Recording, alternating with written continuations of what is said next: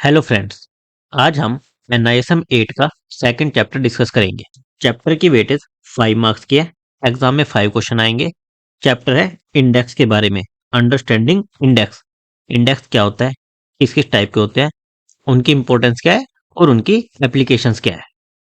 Index क्या होता है? इंडेक्स होता है कलेक्शन ऑफ सिक्योरिटीज जो कि किसी पर्टिकुलर मार्केट सेगमेंट को रिप्रेजेंट करते हैं। जैसे अगर इसके एग्जांपल की हम बात करें तो आपका सेंसेक्स हो गया, निफ्टी हो गया, ये सब क्या है? इंडेक्स है। इसी तरह मैं बैंकिंग सेक्टर की टॉप कंपनी को इकट्ठा कर दूं और उसको एक इंडेक्स की तरह ट्रीट कर सकता हूं। वो क्या रिप्रेजेंट करेंगी? बैंकिंग सेक्टर को रिप्रेजेंट करेगी।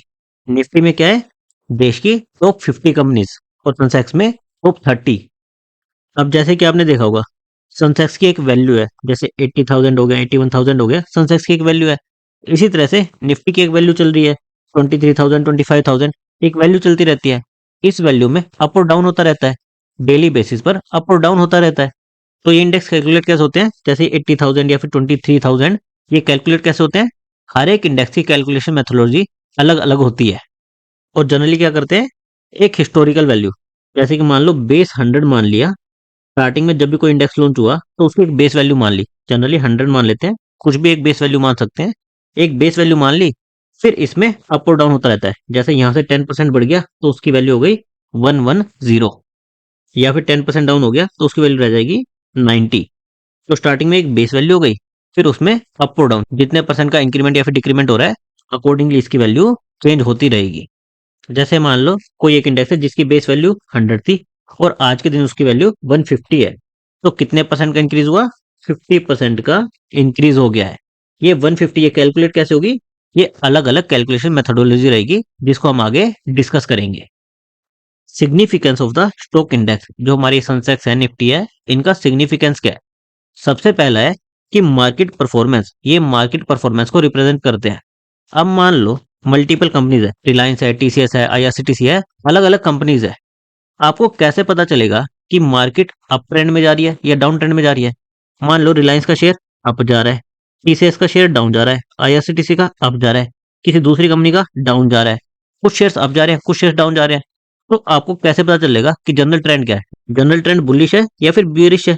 बुलिश मतलब कि मार्केट चढ़ रही है, अप साइड में जा रही है, और बियरिश मतलब डाउन साइड में जा रही है। ये कैसे पता चलेगा? तो इसके लिए आप इंडेक्स का यूज करते हो, कि आप देखते हो कि जो भी हमने इंडेक्स को कैलकुलेट करने का फॉर्मूला यूज किया, उसके बाद जो आपकी इंडेक्स की वैल्यू थी वो अप साइड में जा रही है या डाउन साइड में जा रही है। अगर इंडेक्स की वैल्यू अप साइड में जा रही है तो मार्केट अप साइड की तरफ है, मार्केट ट्रेंड बुलिश है। अगर मार्केट डाउन की तरफ जा रही है तो मार्केट बियरिश ट्रेंड में है, मार्केट गिर रही है। तो इंडेक्स का यूज हम मार्केट की परफॉर्मेंस को मेजर करने के लिए यूज कर सकते हैं, कि रफली हमें स्टॉक्स पर कितने परसेंट का रिटर्न आ रहा है। अगर इंडेक्स 10% से बढ़ रहा है तो रफली हमारे स्टॉक में भी इतना रिटर्न आएगा। सेकंड सिग्निफिकेंस है बेंच मार्किंग। आपने एक पोर्टफोलियो बनाया, आपने कुछ स्टॉक्स खरीदे, अब इन स्टॉक्स ने आपको कुछ रिटर्न दिया, मान लो कि 5% रिटर्न दिया। अब आपका ये रिटर्न अच्छा है, बुरा है, ये आप कैसे चेक करोगे? किसी चीज से कंपेयर करके।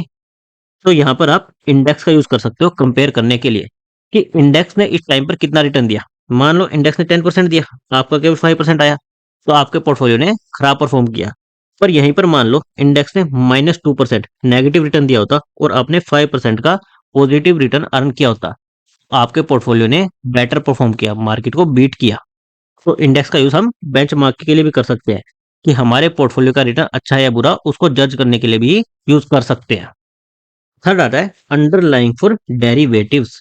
जो इंडेक्स होते हैं उसके भी डेरिवेटिव्स एग्जिस्ट करते हैं, फ्यूचर्स, ऑप्शन, उसके भी ये सारे ट्रेड्स एग्जिस्ट करते हैं। जैसे एक नॉर्मल स्टॉक के फ्यूचर हो सकते हैं, नॉर्मल स्टॉक के ऑप्शन हो सकते हैं, उसी तरह से इंडेक्स के भी फ्यूचर हो सकते हैं, इंडेक्स के भी ऑप्शन हो सकते हैं, जिसमें आप ट्रेडिंग कर सकते हो। नेक्स्ट आता है types of stock market indices. कितने टाइप के स्टॉक मार्केट इंडेक्सेस रहते हैं? तो मेनली 4 टाइप से रहते हैं। Market capitalisation weighted index, free float weighted index, price weighted index, equal weighted index. हम हर एक को डिटेल में समझते हैं। मार्केट कैपिटलाइजेशन वेटेड इंडेक्स में क्या होता है? जो आपने एक इंडेक्स के अंदर स्टॉक्स चुने, मान लो आपने कुछ स्टॉक्स चुने, 5 चुने, 10 चुने, 15 चुने, जितने भी नंबर ऑफ स्टॉक्स आपने चुने, उस इंडेक्स में हर एक स्टॉक का वेट कितना रहेगा। वो उसकी मार्केट कैपिटलाइजेशन पर डिपेंड करेगा। अब ये मार्केट कैपिटलाइजेशन क्या है? जितने उस कंपनी के शेयर है, टोटल आउटस्टैंडिंग शेयर्स, जितने भी उस कंपनी के शेयर्स है, इनटू में प्राइस पर शेयर, हर एक शेयर का आज की डेट में प्राइस कितना चल रहा है। जब हम इन दोनों को मल्टीप्लाई कर देंगे तो हमारी मार्केट कैपिटलाइजेशन आ जाएगी। और जो आप इंडेक्स बनाओगे उसमें हर एक स्टॉक का वेट उसकी मार्केट कैपिटलाइजेशन पर डिपेंड करेगा। जिसकी मार्केट कैपिटलाइजेशन ज्यादा उसका वेट ज्यादा, उसकी इंपॉर्टेंस ज्यादा, जिसकी कम उसकी इंपॉर्टेंस कम। और इसके एग्जांपल की बात करें तो जो सेंसेक्स और निफ्टी हैं, ये स्टार्टिंग में जब शुरू हुए थे उस टाइम पर इसी मेथड को फॉलो करते थे अपनी वैल्यू को कैलकुलेट करने के लिए। अभी हम इसका कैलकुलेशन मेथड एक एग्जांपल से समझते हैं। हमने एक इंडेक्स बनाया जिसमें हमने 3 स्टॉक्स लिए। सिंपलिसिटी के लिए हमने केवल 3 स्टॉक्स लिए हैं।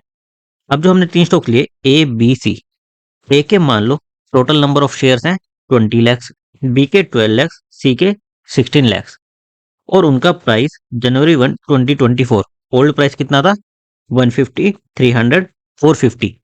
ये हम बेस डेट मान लेते हैं कि हमारा इंडेक्स इस डेट को शुरू हुआ था, जनवरी 1 2024 को शुरू हुआ था, या फिर हम बेस डेट इसको मान रहे हैं कि इस दिन हमारे इंडेक्स की वैल्यू 100 थी। इसके बेसिस पर हम कैलकुलेट करेंगे कि आज के दिन हमारी वैल्यू कितनी होगी, जनवरी 1 2025 को हमारी वैल्यू कितनी होगी। तो जो हमारा बेस डेट थी जनवरी 1 2024, उस दिन मान लेते हैं हमारे स्टॉक के प्राइसेस ये हैं। तो मार्केट कैपिटलाइजेशन क्या होती थी? Number of shares into price. तो जब हम ओल्ड मार्केट कैप निकालेंगे तो जो शेयर थे इनटू जो ओल्ड प्राइस था, उससे हमारी मार्केट कैपिटलाइजेशन आ जाएगी। हर एक शेयर की इंडिविजुअल आ गई, हम तीनों का सम कर देंगे तो हमारा आ गया 13800। तीनों की मार्केट कैपिटलाइजेशन का सम कर देंगे तो हमारा ये टोटल मार्केट कैपिटलाइजेशन आ गई। अब हमें हर एक स्टॉक का इस इंडेक्स में वेट निकालना है कि कितनी इसकी वेटेज है। तो उसके लिए हम क्या करेंगे? तो एक स्टॉक की मार्केट कैपिटलाइजेशन है उसको डिवाइड कर देंगे टोटल से। तो 3000 डिवाइडेड बाय 13800 कितना आ जाएगा? 0.22। ए की वेटेज है 0.22। फिर बी की निकालनी है तो जो बी की मार्केट कैपिटलाइजेशन है 3600 डिवाइड बाय टोटल 13800। फिर ये बी की आ गई। सिमिलर सी की निकालनी है 7200 डिवाइड बाय 13800, 0.52। तो हर एक स्टॉक की अलग अलग वेटेज रहेगी। जिसकी मार्केट कैपिटलाइजेशन ज्यादा, जैसे इसकी सबसे ज्यादा है 7200, उसकी सबसे ज्यादा वेटेज। फिर इसकी ज्यादा है तो इसका ज्यादा वेटेज, इसकी सबसे कम है ए की तो इसका वेट सबसे कम। फिर मान लो आज की डेट में जनवरी 1 2025 को शेयर्स के प्राइस चेंज होकर ये हो गए, ए का 650 हो गया, बी का 450 और सी का 600। प्राइस चेंज हुआ तो मार्केट कैपिटलाइजेशन भी चेंज होगी। अगेन हम नंबर ऑफ शेयर्स इनटू में जो भी उसका प्राइस है उससे मार्केट कैप निकाल लेंगे। हर एक शेयर क्या आ जाएगी? तीनों का सम कर देंगे, टोटल आ गई।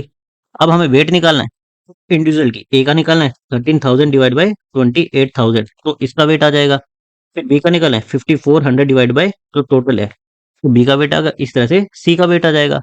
अब देखिए हमारे प्राइस चेंज के बाद ए की मार्केट कैपिटलाइजेशन सबसे ज्यादा हो गई थी, 13000 हो गई थी, तो इसका वेट भी सबसे ज्यादा हो गया था 0.47। बाकी का कितना है? 0.19 और 0.34। तो जिसकी मार्केट कैपिटलाइजेशन सबसे ज्यादा रहेगी उसका वेट इंडेक्स में सबसे ज्यादा रहेगा। तो मार्केट कैपिटलाइजेशन वेट इंडेक्स में क्या होता है? हर एक स्टॉक का जो इंडेक्स में वेट है वो उसकी मार्केट कैपिटलाइजेशन पर डिपेंड करता है। इसका यूज क्या होगा? मान लो स्टॉक ए का वेट अब ज्यादा है तो स्टॉक ए के प्राइस में जो भी इंक्रीज या डिक्रीज आएगा उसका इफेक्ट इंडेक्स पर ज्यादा आएगा इन कंपैरिजन टू बी और सी। अब ये तो हमारी हुई मार्केट कैपिटलाइजेशन। हमारे इंडेक्स की वैल्यू कैसे निकालेंगे? हम मान के चल रहे थे कि हमारी ओल्ड डेट बेस डेट पर हमारी वैल्यू 100 थी, यानी कि जो ये मार्केट कैपिटलाइजेशन है ये हमारी 100 के इक्वल थी। 13800 हमारी 100 के इक्वल थी। आज की डेट में मार्केट कैपिटलाइजेशन कितनी हो गई? 28000 हो गई। तो आज की डेट में इंडेक्स की वैल्यू कैसे निकलेगी? 28000 डिवाइडेड बाय में 13800, आज की डेट की market capitalisation divide by old market capitalisation into में जो भी बेस प्राइस था इनटू में 100। आज की डेट में वैल्यू आ गई 203, यानी कि हमारा इंडेक्स 103% का गेन हुआ है। तो इस तरह से इस मेथड में हम हर एक स्टॉक का वेट कैलकुलेट कर सकते हैं और इंडेक्स में कितना चेंज आया, आज की डेट में इंडेक्स की वैल्यू कितनी है वो भी कैलकुलेट कर सकते हैं। हमें बस एक बेस वैल्यू चाहिए रहेगी। फिर नेक्स्ट आता है फ्री फ्लोट वेटेड इंडेक्स। ये भी मार्केट कैपिटलाइजेशन की तरह ही सेम है, बस इसमें जो वेट होते हैं वो किसके अकॉर्डिंग डिसाइड होते हैं? फ्री फ्लोट मार्केट कैप के अकॉर्डिंग। अब ये फ्री फ्लोट मार्केट कैप है क्या? मार्केट कैपिटलाइजेशन में हम क्या कंसीडर करते थे, उस कंपनी के टोटल शेयर्स कितने हैं। फ्री फ्लोट में हम क्या कंसीडर करते हैं कि उस कंपनी के कितने शेयर्स इमीडिएट ट्रेडिंग के लिए अवेलेबल है। बेसिकली प्रोमोटर्स को छोड़ के, बड़े बड़े इंस्टीट्यूशंस को छोड़ के जो नॉर्मल पब्लिक के पास शेयर्स अवेलेबल है वो कितने हैं, उनको ही हम कंसीडर करते हैं। ऐसा क्यों? जिनके पास बड़ा बड़ा पोर्शन होता है, प्रोमोटर्स हो गए, बड़े बड़े इंस्टीट्यूशंस हो गए, वो जल्दी से ट्रेडिंग करते नहीं, जल्दी से ना ही बेचने आते हैं ना ही खरीदने आते हैं, तो उनमें ट्रेडिंग नहीं होती। जो बचे हुए फ्री फ्लोट शेयर्स है, यानी कि जिनमें फ्रीक्वेंट ट्रेडिंग हो रही है, बाय और सेल हो रहा है, हम केवल उन्हें ही कंसीडर करते हैं। तो फ्री फ्लोट और मार्केट कैपिटलाइजेशन मेथड में क्या डिफरेंस है कि जो हम नंबर ऑफ शेयर्स कंसीडर कर रहे हैं, मार्केट कैपिटलाइजेशन में तो टोटल जितने भी उस कंपनी के शेयर्स है उतने कंसीडर कर रहे हैं, और फ्री फ्लोट में क्या कर रहे हैं, जितने की फ्रीक्वेंट ट्रेडिंग के लिए अवेलेबल है।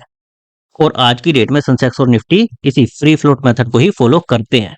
हमारी कैलकुलेशन सेम ही रहेगी, बस जो हमारे नंबर ऑफ शेयर्स थे वो हमारे चेंज होकर क्या हो जाएंगे, number of free float shares. पहले यहाँ पर टोटल थे, अब फ्री फ्लोट हो जाएंगे।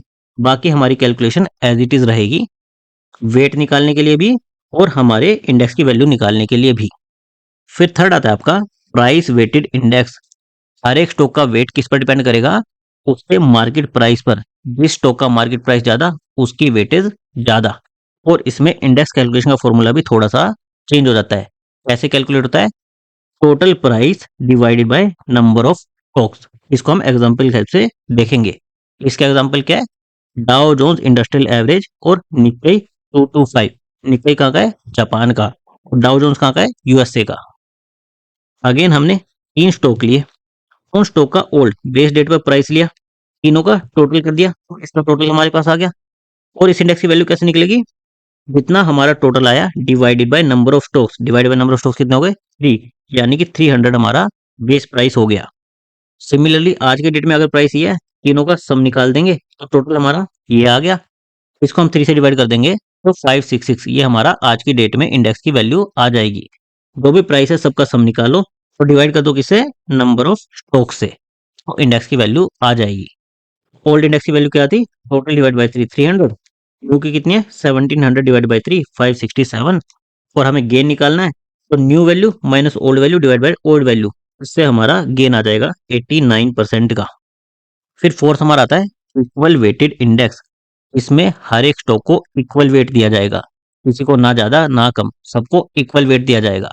लेकिन इसमें एक प्रॉब्लम क्या है, क्योंकि स्टॉक के प्राइस डेली चेंज हो रहे हैं, कोई अप जा रहा है कोई डाउन जा रहा है, स्टॉक के प्राइस चेंज हो रहे हैं, तो उनका वेट चेंज होता रहेगा, तो हमें पीरियोडिक रीबैलेंस करना पड़ेगा। इसका एग्जांपल क्या है, निफ्टी 50 इक्वल वेट इंडेक्स। जो हमारा नॉर्मल निफ्टी 50 है वो तो क्या है, फ्री फ्लोट वेटेड इंडेक्स। और एक एग्जिस्ट करता है निफ्टी 50 इक्वल वेट इंडेक्स, जिसमें हर एक स्टॉक का वेट इक्वल है। अब इक्वल वेट बनाने के लिए हम क्या करते हैं, हर एक स्टॉक का प्राइस तो अलग है, मार्केट प्राइस तो अलग है, ओल्ड डेट पर भी और आज की डेट पर भी अलग है, और हमें इक्वल वेट बनाना है। उसके लिए हम क्या करते हैं, हम शेयर्स की क्वांटिटी इस तरह से पिक करते हैं कि फाइनल वैल्यू अप्रोक्सीमेटली सबकी इक्वल आए। जब हम प्राइस इनटू क्वांटिटी करें तो ये वैल्यू हमारी इक्वल आए, ऑलमोस्ट इक्वल आए, इससे हमारा हर एक स्टॉक का वेट इक्वल हो जाएगा। वैसे अगर हमारे यहाँ पर 4 स्टॉक है, सबका प्राइस अलग है, तो हमने हर एक स्टॉक की क्वांटिटी इस तरह से पिक करी कि सबका मल्टीपल 30,000 आए। इससे हर एक स्टॉक का वेट कितना हो गया, 0.25। हर एक स्टॉक का वेट इक्वल हो गया। स्टार्टिंग में तो हमने इक्वल बना दिया, लेकिन आज की डेट में इनके प्राइस चेंज हो गए। अब अगर हम सेम क्वांटिटी जो हमने कंसीडर करी थी उससे मल्टीप्लाई करेंगे तो इनकी वैल्यू अलग अलग आएगी, इससे इनके वेट्स भी चेंज हो जाएंगे। इसलिए हमें रीबैलेंस करना पड़ेगा। जिस स्टॉक का वेट ज्यादा होगा, जैसे ए और सी, इनका वेट 0.25 से ज्यादा हो गया, तो इनके थोड़े स्टॉक्स हमें सेल करने पड़ेंगे।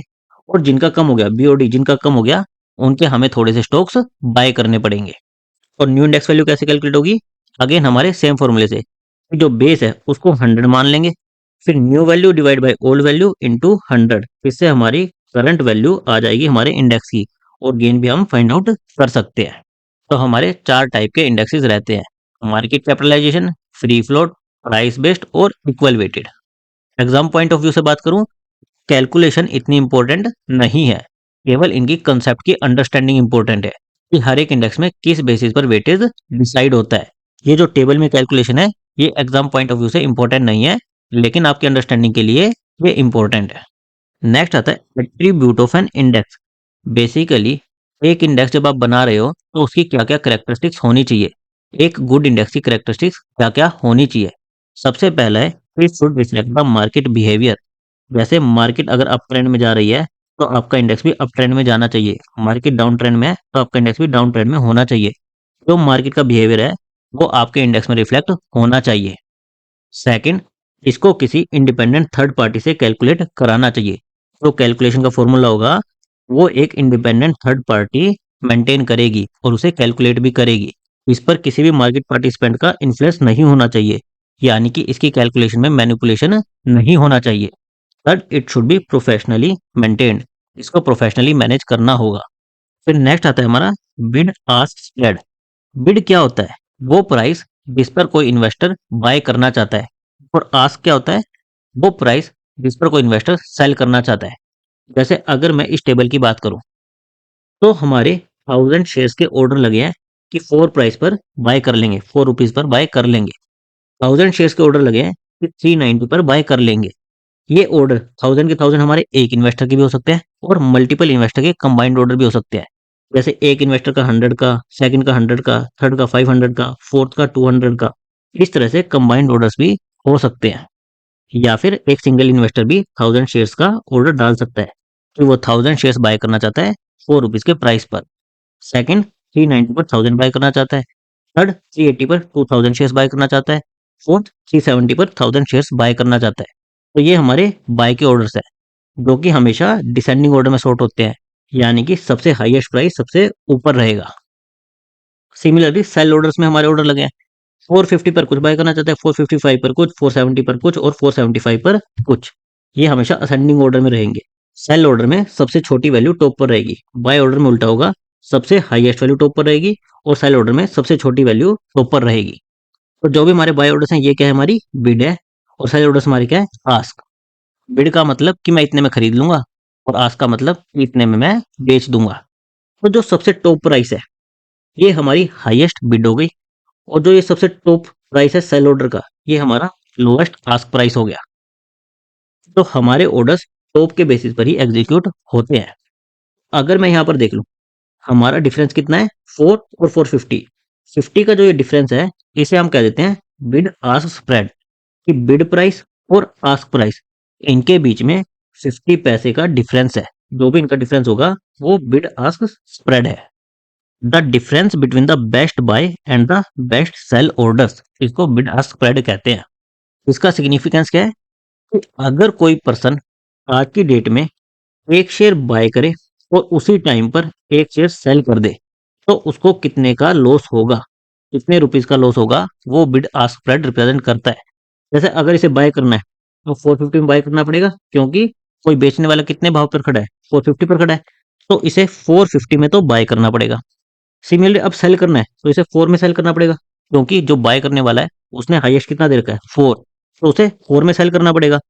450 - 4, उसे कितने का लॉस हो जाएगा, 50 पैसे का। और यही हमारा क्या था, बिड आस्क स्प्रेड। और जनरली ये क्या रिप्रेजेंट करता है, जो भी स्मॉल साइज ऑर्डर की ट्रांजैक्शन कॉस्ट है, कि भाई आपने स्मॉल ऑर्डर एक बाय किया और सेल कर दिया, उस टाइम पर आपको अप्रोक्सीमेटली कितनी ट्रांजैक्शन कॉस्ट एक्स्ट्रा लगेगी। और ये मार्केट क्यों चार्ज करता है, प्रिविलेज ऑफ ट्रेडिंग, कि आप ट्रेड कर पा रहे हो, इसकी as a privilege cost count की जाती है। अगर हमारे ये ऑर्डर्स पड़े हैं और एक इन्वेस्टर आता है जिसको 100 शेयर्स सेल करने हैं, तो 100 शेयर्स मैच किससे होंगे, इस 1000 वाले से मैच हो जाएंगे, इसमें से 100 चले जाएंगे, यहाँ पर 900 रह जाएंगे, उसके 100 शेयर्स 4 के प्राइस पर बिक जाएंगे। सिमिलरली अगर एक पर्सन आता है उसे 100 शेयर्स बाय करने हैं तो वो 450 पर बाय कर लेगा, यहाँ से 100 शेयर्स कम हो जाएंगे, यहाँ पर 1900 रह जाएंगे, 100 शेयर्स का ट्रेड हो जाएगा। तो ये 100 शेयर्स क्या हुए, यहाँ पर स्मॉल ऑर्डर्स हो गए, कि जो भी टॉप प्राइस था उसी पर वो एग्जीक्यूट हो गए। लेकिन जब ऑर्डर साइज बड़ा हो जाता है तो उस टाइम पर सारे ऑर्डर्स टॉप प्राइस पर एग्जीक्यूट नहीं हो पाते। जैसे मान लो 2000 शेयर्स का ऑर्डर आ जाता, 2000 शेयर्स का सेल ऑर्डर आ जाता, तो 1000 शेयर यहाँ से मैच होते, फिर 1000 शेयर्स यहाँ से मैच होते। तो इसी रिलेशन में हमारा नेक्स्ट कंसेप्ट आता है इम्पैक्ट कॉस्ट। ये क्या रिप्रेजेंट करता है, additional cost incurred when executing large orders due to price changes from the ideal price. कि स्मॉल ऑर्डर के टाइम पर हमारी जो कॉस्ट लग रही थी उससे ज्यादा हमें कॉस्ट लगेगी अगर हम लार्ज ऑर्डर्स का ट्रेड करेंगे तो। और जो एडिशनल कॉस्ट लगेगी उसे क्या कहते हैं, इम्पैक्ट कॉस्ट। जैसे अगेन हमारे यही ऑर्डर्स हैं। अब हमारा एक पर्सन आया जो कि 100 नहीं 3000 शेयर सेल करना चाहता है, 3000 शेयर सेल करना चाहता है। तो यहाँ पर 1000 शेयर तो उसके 4 इससे मैच हो जाएंगे, 1000 इससे मैच हो जाएंगे 390 से, और 2000 में से 1000 380 से मैच हो जाएंगे। उसके ऑर्डर इस तरह से मैच होंगे। तो उसकी एवरेज कॉस्ट कितनी आएगी, 390 आएगी। एवरेज कॉस्ट कैसे निकलेगी, जितने शेयर्स उतने जिस प्राइस में बाय किए मल्टीप्लाई करते जाएंगे और ऐड करते जाएंगे।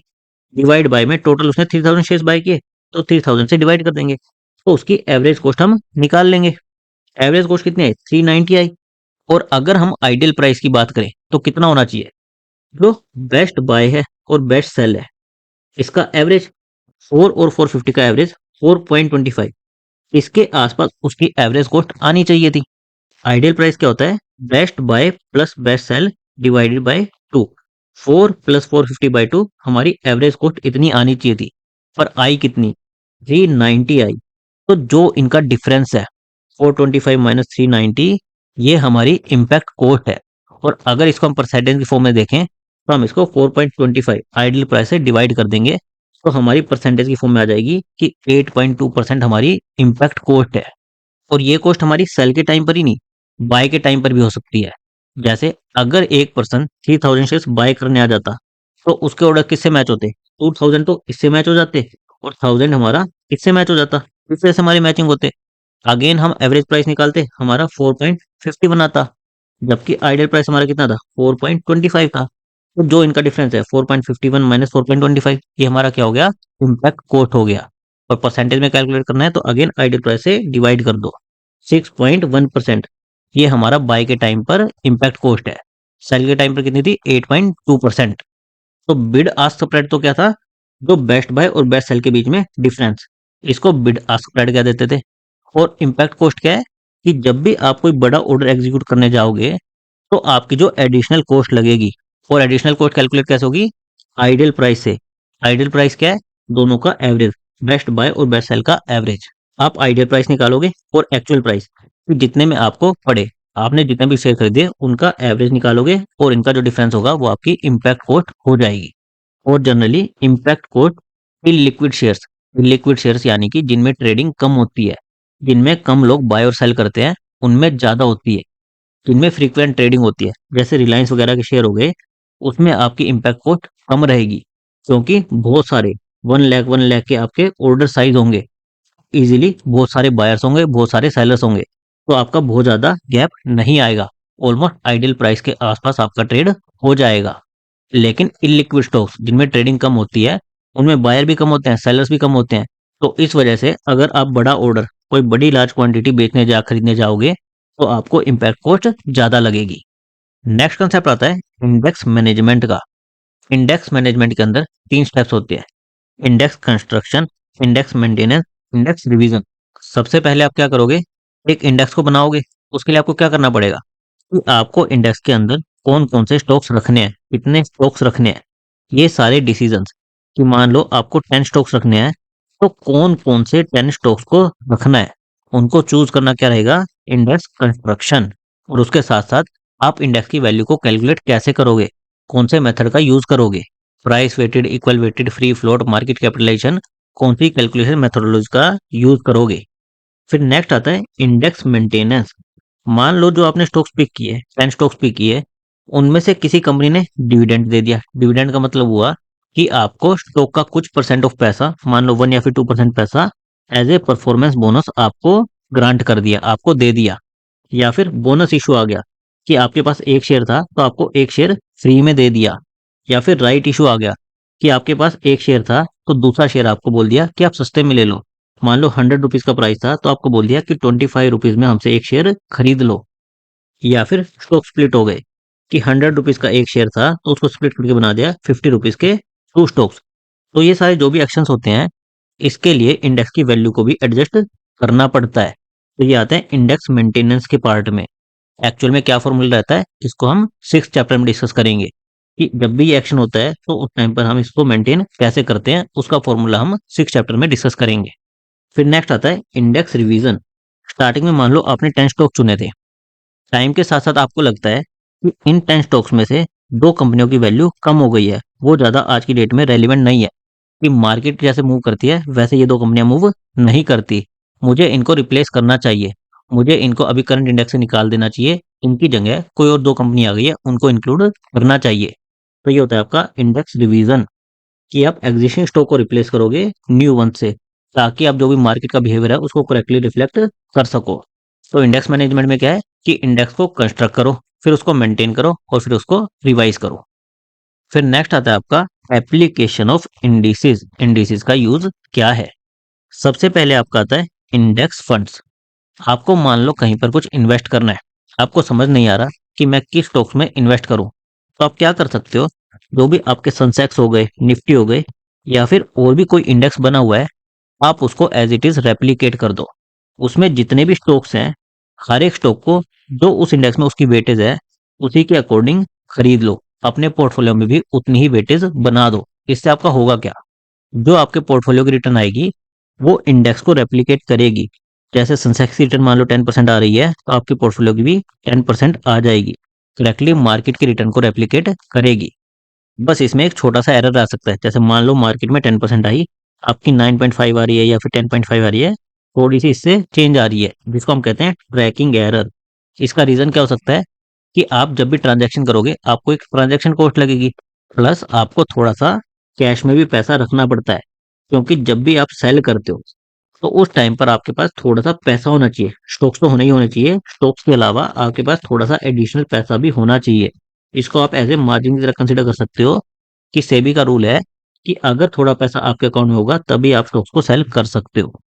तो इस वजह से मार्केट इंडेक्स से थोड़ी सी डेविएशन आ जाती है, जिसको कहते हैं ट्रैकिंग एरर। फिर नेक्स्ट आता है आपका इंडेक्स डेरिवेटिव।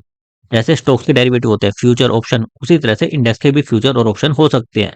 इंडेक्स के भी डेरिवेटिव हो सकते हैं, जिसका यूज आप ट्रेडिंग के लिए भी कर सकते हो और अपने पोर्टफोलियो को हेज करने के लिए भी कर सकते हो। हेजिंग स्ट्रेटेजी को हम आगे डिस्कस करेंगे। फिर नेक्स्ट आता है एक्सचेंज ट्रेडेड फंड्स। आपने कुछ स्टॉक्स लिए मान लो, और उसको एक बास्केट की तरह बना दिया कि आप उस बास्केट को खरीदोगे तो आपको ये सारे स्टॉक्स मिल जाएंगे, और उसको स्टॉक एक्सचेंज पर लिस्ट करवा दिया। उसके बाद होगा क्या? जैसे आप इंडिविजुअल स्टॉक में ट्रेड करते हो, इस सिंगल स्टॉक में ट्रेड करते हो, उसी तरह आप इस बास्केट में ट्रेड कर सकते हो। कि बास्केट की एक यूनिट बन गई, आप डायरेक्ट इसको खरीदो तो आपको इसमें वेटेज मिल जाएगी, हर एक स्टॉक में कुछ कुछ वेटेज मिल जाएगी। फिर आप इस यूनिट को सेल कर दो। बेसिकली आपने कुछ स्टॉक्स को मिला के एक बास्केट बना दी, जो कि एक इंडिविजुअल स्टॉक की तरह ट्रेड करेगी एक्सचेंज पर। और जैसे स्टॉक में आप इंट्राडे ट्रेडिंग की सेम डे बाय और सेल कर सकते हो, उसी तरह से एक्सचेंज ट्रेडेड फंड में भी आप इंट्राडे कर सकते हो, सेम डे पर बाय और सेल कर सकते हो। इसका मेन एडवांटेज क्या है कि अगर आप इंडिविजुअल स्टॉक खरीदे तो आपको एटलीस्ट हर एक स्टॉक की एक एक यूनिट तो खरीदनी पड़ती, और हर एक यूनिट खरीदने के लिए आपको प्राइस पे करना पड़ता। तो ये कंबाइन करते तो आपका काफी ज्यादा अमाउंट बनता। लेकिन जब आप इसको कंबाइन कर देते हो तो इसकी एक यूनिट बना देते हो, तो आप इसको पार्शियली भी खरीद सकते हो। हर एक स्टॉक का पार्शियल वेटेज आपके पास आ सकता है। इस वजह से आप कम पैसे में हर एक स्टॉक में इन्वेस्ट कर सकते हो। आपको हर एक स्टॉक का कुछ पार्शियल पोर्शन मिल जाएगा, और इनकी ट्रांजैक्शन कॉस्ट भी लो रहती है। लास्ट आता है आपका major indexes in India. India में कौन कौन से मेजर इंपोर्टेंट इंडेक्सेस हैं? सबसे पहले आता है आपका बीएससी सेंसेक्स, जिसमें टॉप 30 कंपनीज है। फिर बीएससी सेंसेक्स नेक्स्ट 50, 30 के बाद की नेक्स्ट 50। फिर बीएससी 100 जिसमें टॉप 100 है, BSc 200 top 200 companies, BSc 500 top 500 companies. Similarly Nifty का है, Nifty 50, Nifty next 50, Nifty 100, Nifty 200, Nifty 500। और एक आपका है एसएक्स 40, जिसमें अलग अलग सेक्टर की इंपॉर्टेंट कंपनी बना दी है और टोटल 40 कंपनीज रखी है। अब टाइम आ गया है कि हम इस चैप्टर के एमसीक्यू क्वेश्चंस देख लें। ऐसे क्वेश्चन जो आपको एग्जाम में पूछे जा सकते हैं। फर्स्ट क्वेश्चन है, impact cost is low when the liquidity in the system is poor, true और फॉल्स? जब लिक्विडिटी कम होगी, कम बायर और कम सेलर होंगे, तो इम्पैक्ट कॉस्ट तो हाई होगी, इसलिए ये स्टेटमेंट फॉल्स है। Option B false. Which of the following costs is not actually paid by the market participants but arises due to lack of liquidity? Security transaction tax, impact cost, brokerages और SEBI charges. तो हमने देखा था कि liquidity कम होती है तो उस वजह से हमें इम्पैक्ट कोस्ट लगती है। तो लैक ऑफ लिक्विडिटी की वजह से कौन सी कॉस्ट लगती है? Impact cost, option B. Which are the two most important things to be considered while constructing an index? Liquidity and market capitalization, impact cost and tracking error, risk and return, diversification and liquidity. तो हमें diversification और liquidity का ध्यान रखना चाहिए, option D. Diversification मतलब हमें अलग अलग जगह से स्टॉक्स को उठाना चाहिए, अलग अलग सेक्टर से स्टॉक्स को उठाना चाहिए और ऐसे स्टॉक उठाने चाहिए जिनमें लिक्विडिटी ज़्यादा हो, जिनमें ट्रेडिंग होती हो, जिनमें ज़्यादा बायर हो ज़्यादा सेलर हो, ऐसे स्टॉक्स को उठाना चाहिए।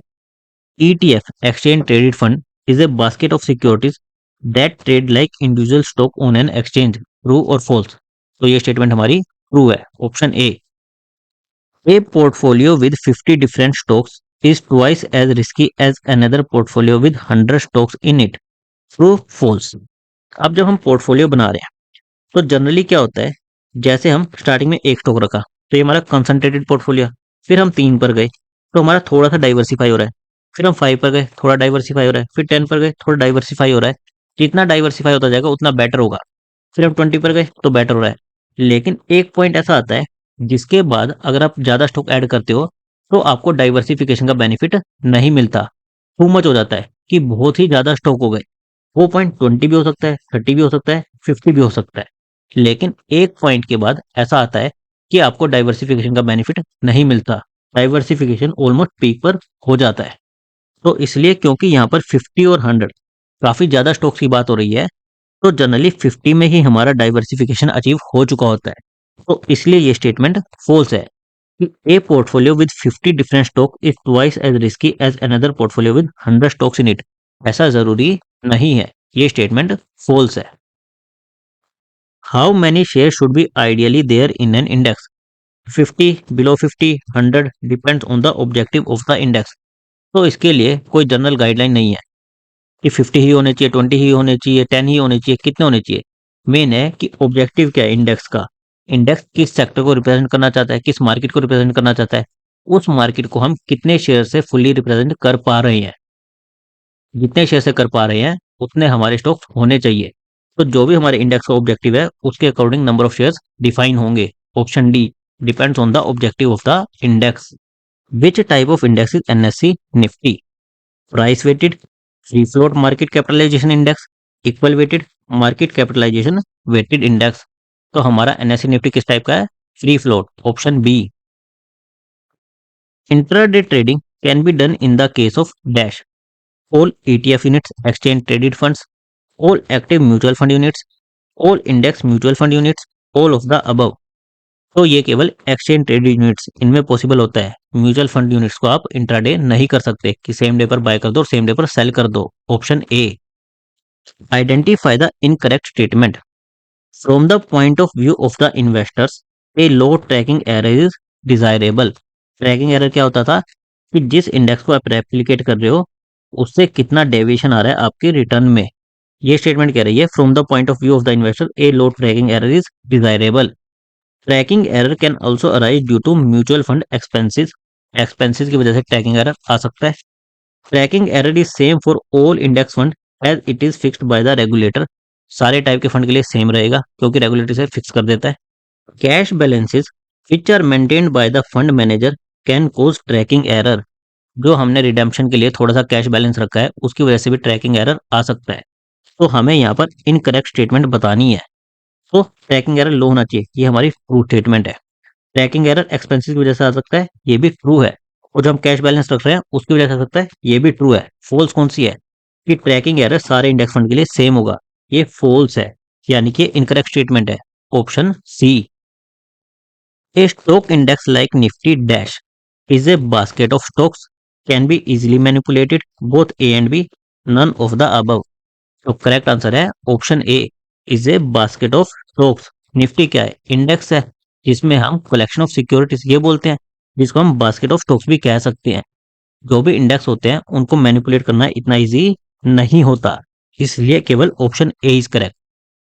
लास्ट में आप लोगों के लिए एक बोनस क्वेश्चन है जिसका आंसर आपको कमेंट करके बताना है। Which of these is not an application of indices? Exchange traded units, index funds, index derivatives, private equity funds। इसका आंसर आप कमेंट करके बताइएगा। इसके अलावा आपके इस चैप्टर रिलेटेड कुछ भी डाउट हो, आप मुझे कमेंट करके पूछ सकते हो। Thank you guys.